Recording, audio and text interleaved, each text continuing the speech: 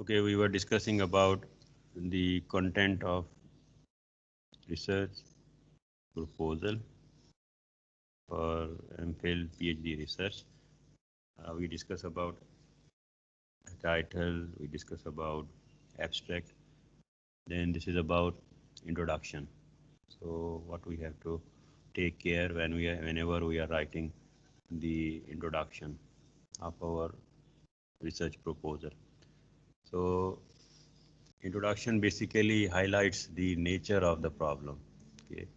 So we discuss the background of the problem, and we also explain the current situation of the problem in the introduction section of our proposal.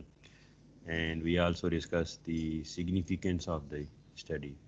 We discuss why this study is important and why there is a need to carry out this research and how this study would be beneficial.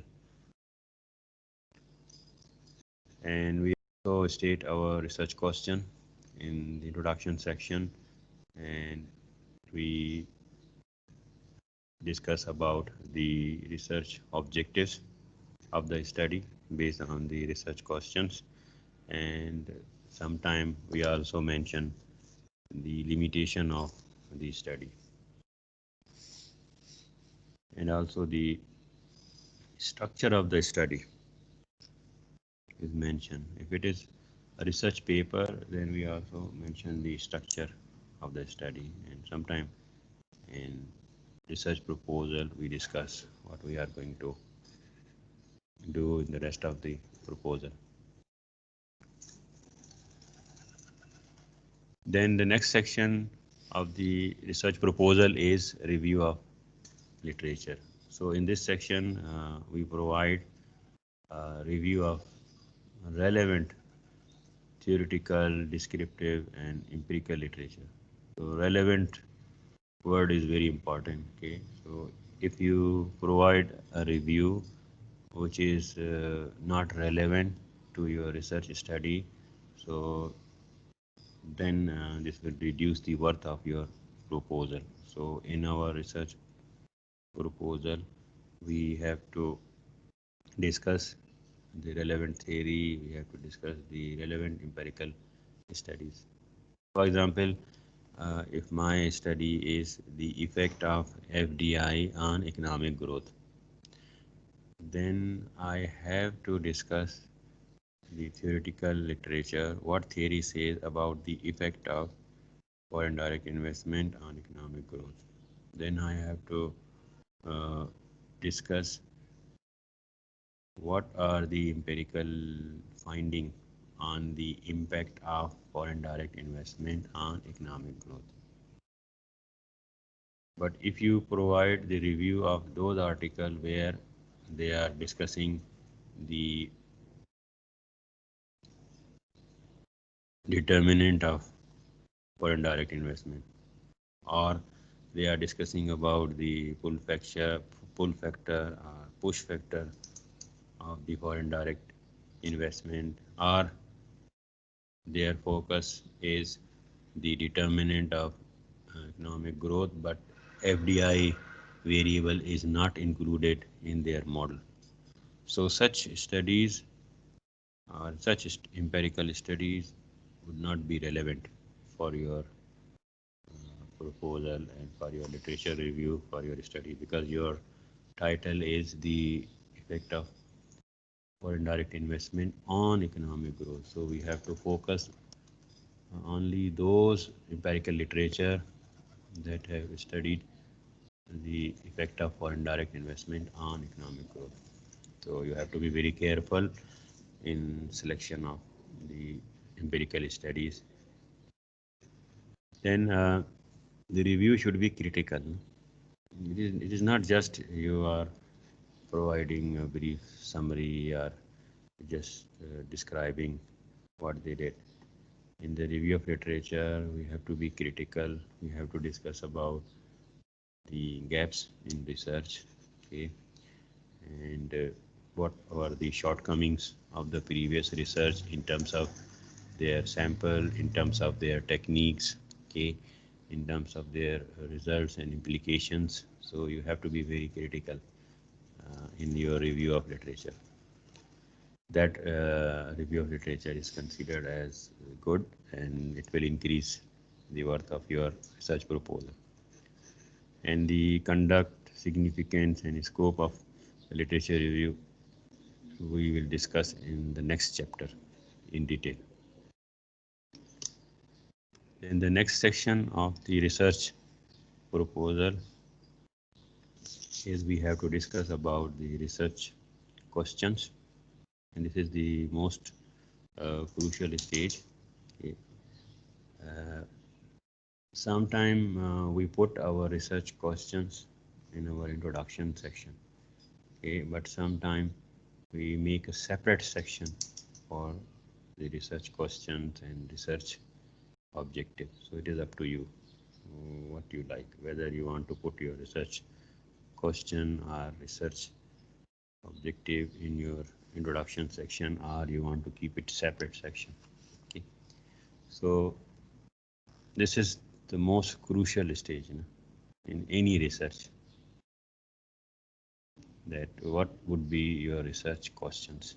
So the aim of the research study is not mere description, because the aim of the research is to provide answer to the questions. So we have to decide what would be our research question based on our research problem. For example, our research problem is the public debt, which is a broad research problem. Now, within public debt, what is our research question? Okay, so this is the research problem, public debt. Now, in the public debt, we have internal debt, we have external debt. Okay, so our research question could be how public debt accumulated in the country. This could be a research question. Or we can make a research question, how external debt affect economic growth, and how internal debt is contributing to external debt, how internal debt is affecting economic growth, okay, and how budget deficit is contributing to internal debt, or how current account deficit is contributing to external debt, or how budget deficit and current account deficit are contributing to the public debt. So these are the research questions. So whenever you are writing your research proposal, it is very important that you should be clear about your research question. And for your case study project that you have to submit for this course, you have to decide what is your research question. Okay, you should be clear about it. Then the next is the research objectives. You have to provide the research objectives of the study, and the research objective should be stated clearly, and there should not be any ambiguity, and they should be in line with your research questions. And the objective should be set. You have to meet the purpose of the study, and the researcher needs to state the journal and the specific objective that will be covered in the study. Okay. So I will show you examples of the research questions and the relevant research objective. For example, if you look at here, the research question is, what is the impact of financial sector reform on economic growth? So if there is a study, there is a research problem, that effect of financial sector reform on economic growth and development. So first research question could be, what is the impact of financial sector reform on economic growth? And the second research question could be, what is the impact of financial sector reform on economic development? Because in this case, our title would be what the impact of financial sector reform on economic growth and development in Pakistan. So because we want to study the impact of financial sector reform on economic growth and also on economic development. So we can make two research questions. So we want to see what is the impact of financial sector reform on economic growth, and we also want to answer the question that what is the impact of financial sector reform on economic development. Now, based on these two research questions, we made these objectives, research objective. So, first research objective could be to perform an in-depth analysis of the financial sector reform which have been undertaken in Pakistan, because we want to see the impact of financial sector reform on economic growth and development. So we have to look at what type of financial sector reform were undertaken, and then we have to do some preliminary analysis of the financial sector reforms. Then the second objective based on these research questions would be to develop the analytical framework for linking the financial sector and real sector of the economy. Okay, so there is a financial sector and there is a real sector. So we have to develop analytical framework that should link the financial sector and the real sector of the economy. So this means once we develop that analytical framework, so if there is something financial sector, this will be reflected in the real sector. So there should be a link.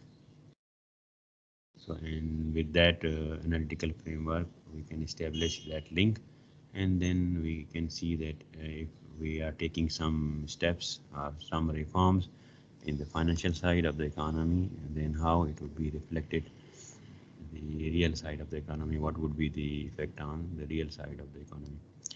Then this is also the research objective, that to evaluate the impact of the financial sector reform on economic growth and development of Pakistan. Okay, so this now then we will see how financial sector reform affected the economic growth and economic development in the country.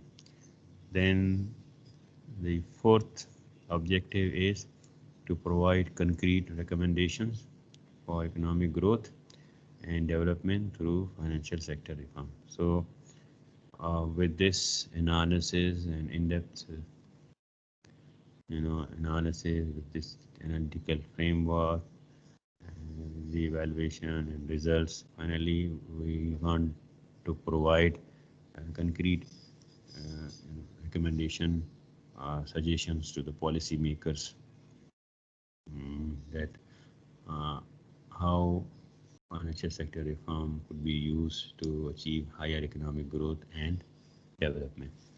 So this is the example.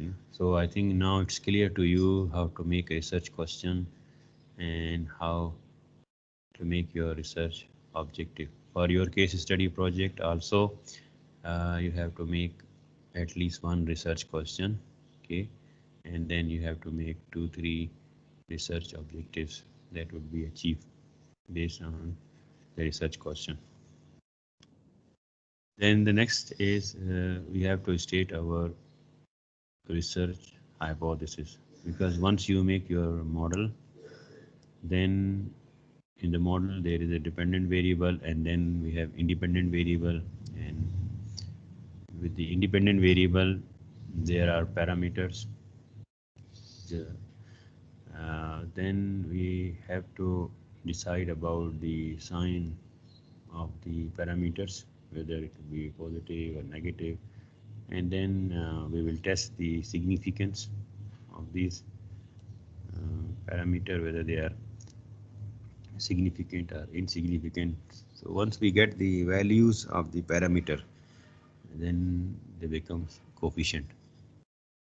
So once we are making a model, so then we have to make hypothesis. Okay, so hypothesis is an educated guess, a prediction of the relationship between the variables. Okay, so and From theory, we can also get help to build the hypothesis.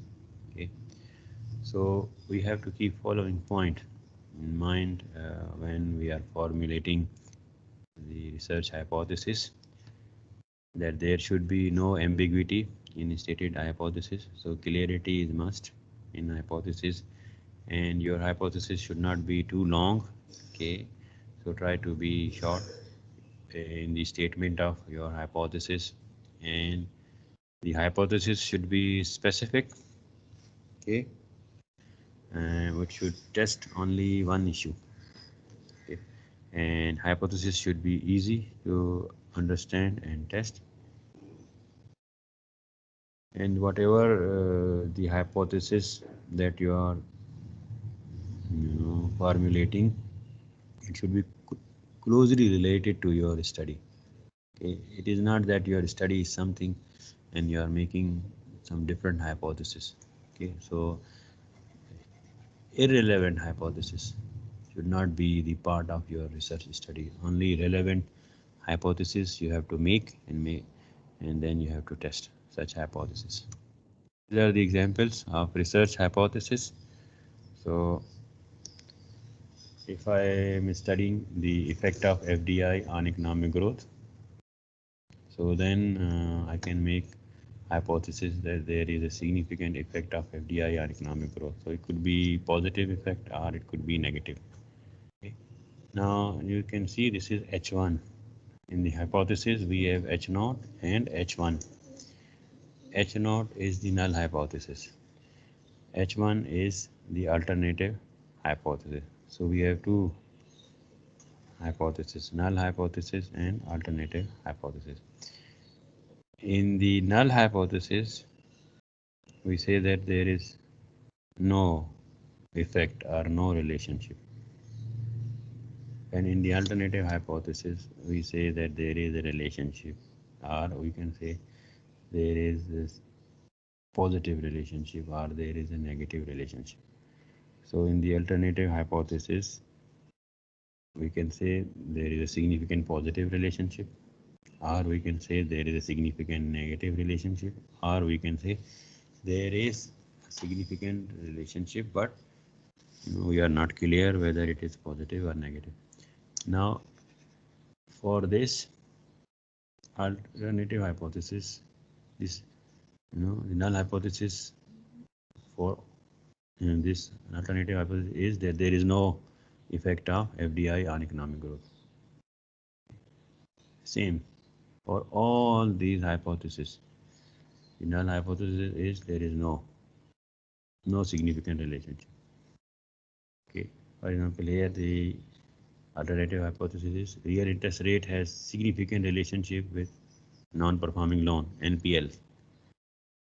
So in this case, we want to study the effect of interest rate on non-performing loan, and our null hypothesis would be there is no effect of real interest rate on non-performing loan, or there is no relationship.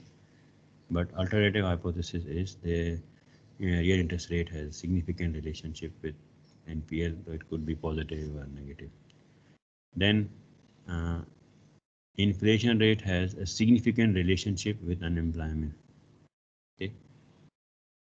Null hypothesis would be inflation rate has no relationship with unemployment. But alternative hypothesis is that inflation rate has a significant relationship with unemployment. So we have to normally when we test the hypothesis, when we reject the null hypothesis, this means we are accepting the alternative hypothesis.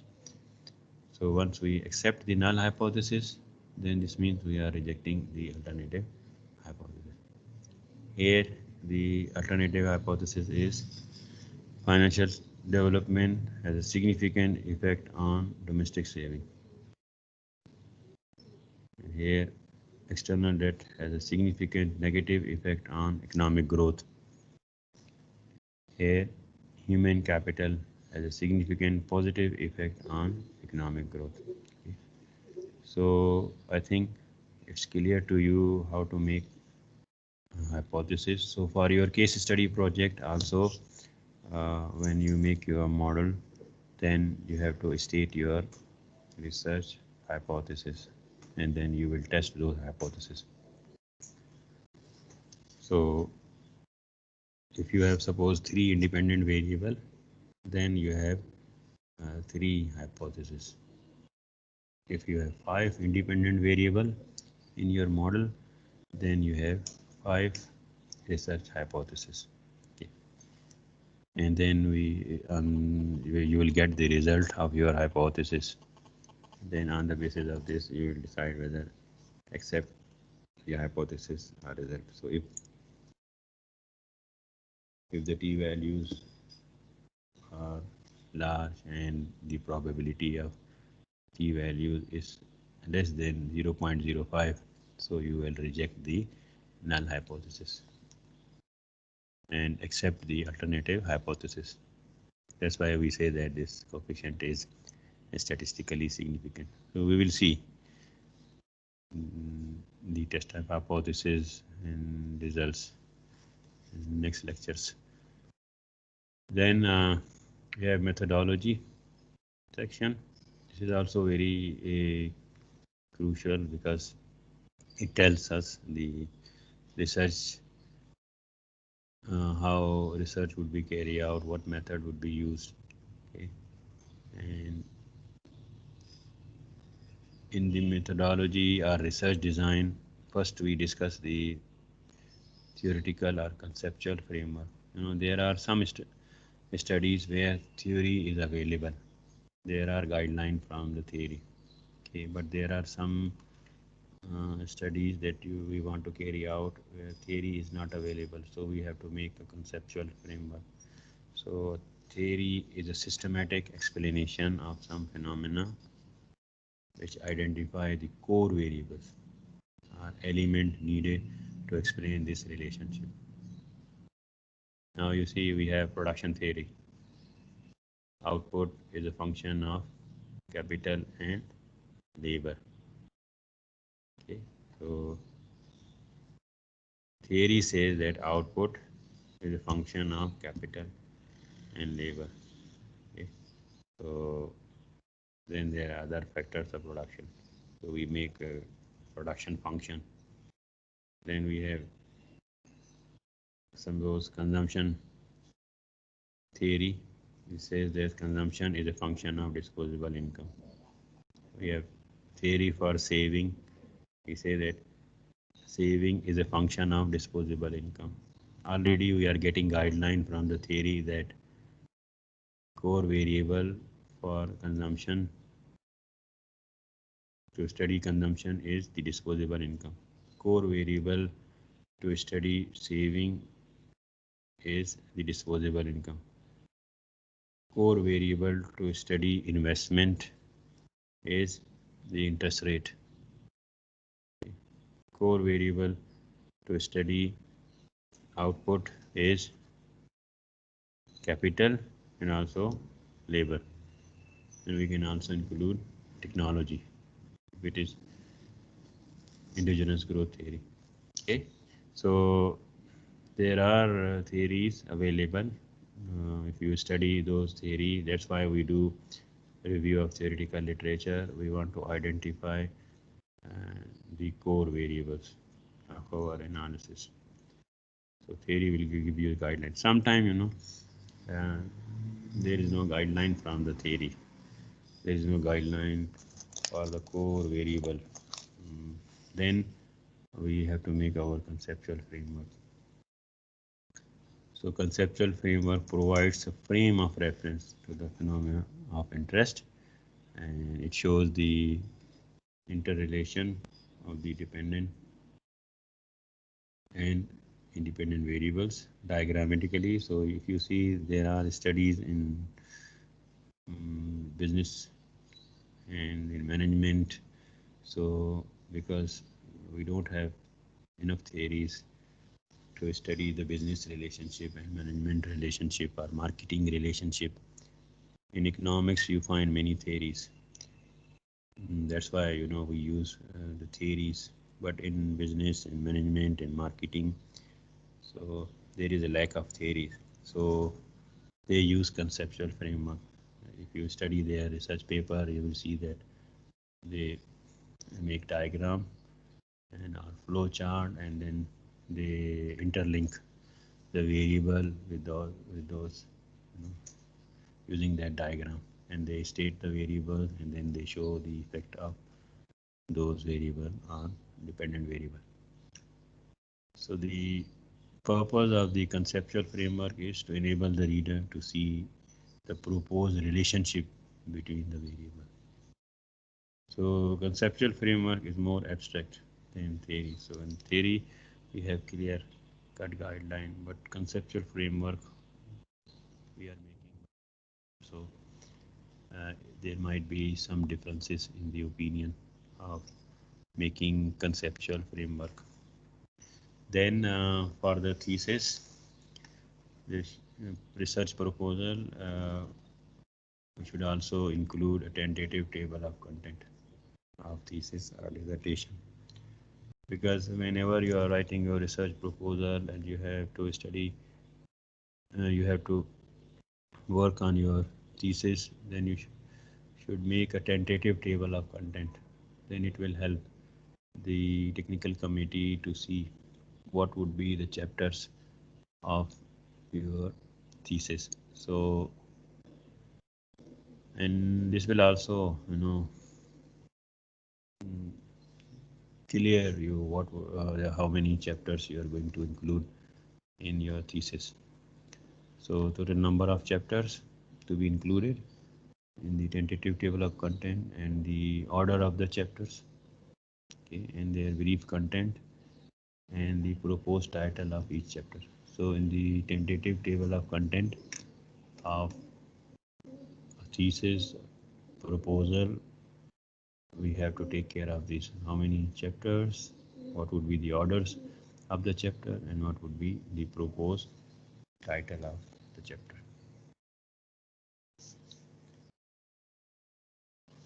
So I will stop here, and in the next class we will discuss about the content of project research proposal. Sir, excuse me, sir.